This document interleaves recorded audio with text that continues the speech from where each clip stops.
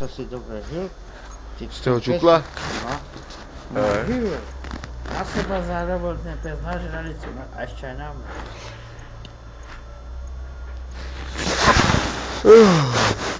A tak to je každý osobná vec, ja si myslím, že ja sa to chovám, toto ja si môžem robiť s ním čo chcem, ja ne? Je to môj majetek, ne?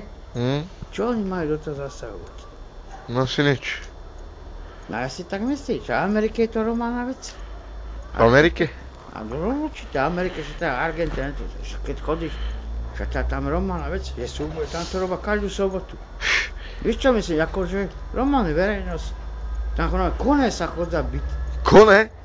Ty koko, to som nepočul. No, ja sa to dá. Doma je pustá žrebcov a oni sa tak s nohama. Aha.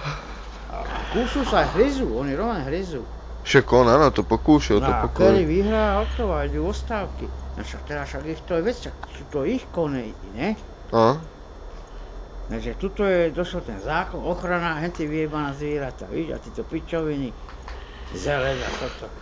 Vyrežal som strom a reku, však ten strom do piče nebudem tam, nemohol som len satelitom ani chytiť, ani pičo, ani televíziu.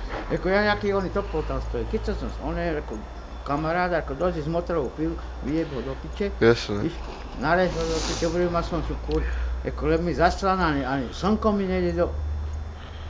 Došli strana zelený, že pokuta, že 3000 korun, že to vyrezali strom. Ty kokot. No? Panenka Mária. Co to robá?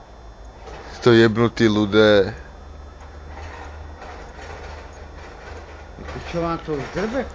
Tak aj strom keby fúkalo, lebo čo, padne mi to na strechu, zlomí mi strechu, potom čo?